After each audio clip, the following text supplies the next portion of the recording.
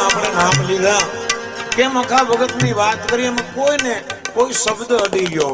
શબ્દ એવી વસ્તુ છે કે શબ્દથી માણસ મરી જાય, શબ્દથી માણસ જીવતો થઈ જાય, શબ્દથી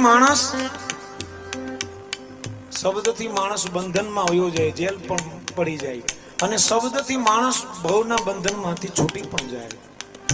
શબ્દની બહુ કિંમત છે. શબ્દ સંભાળ કર બોલીએ, શબ્દ કો હાથ નહીં પાઉં. એક દાખલો છે, એક ભાઈએ હાવો જ્યારે દોસ્તી થઈ ગઈ ને પછી તો કાયમ હારે રહેવા માંડ્યા કરે. એમાં એક દિવસ ચોરી થઈ ગઈ અને સવારે ઉઠીને એને એટલું બધું દુઃખ થયું અને હાવજને એની એક કુવાડીનો ઘા કરી લીધો અને પછી એવું બોલ્યો કે કૂતરા તું અહીં હાજર હતો ને એવું બને. એ હાવજ ત્યાંથી હાલીને વયો ગયો, ત્યાંથી નીકળી ગયો. ઘણા વર્ષો પછી પાછો આવ્યો એને મળવા. પછી કીધું કે જો ઓલી તે કુવાડી મારી હતી ને ઘા જોઈ લે, ઘા રૂજાઈ ગયો કે હા, પણ ઓલો કૂતરો કીધો એ હું નથી ભૂલ્યો હજી. એ મને હજી યાદ છે. એટલે શબ્દ એવી વસ્તુ છે કે એને કાં સમજીને બોલો, નહીતર શું પ્રિયો ન બોલો, કારણ કે અસર કરી જાય છે શબ્દ માણસને.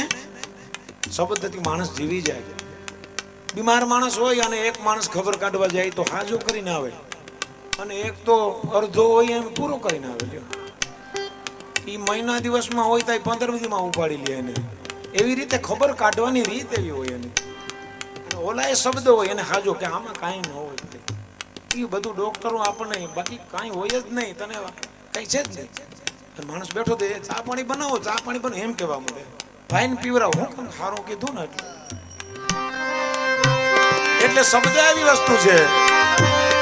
બાલુડો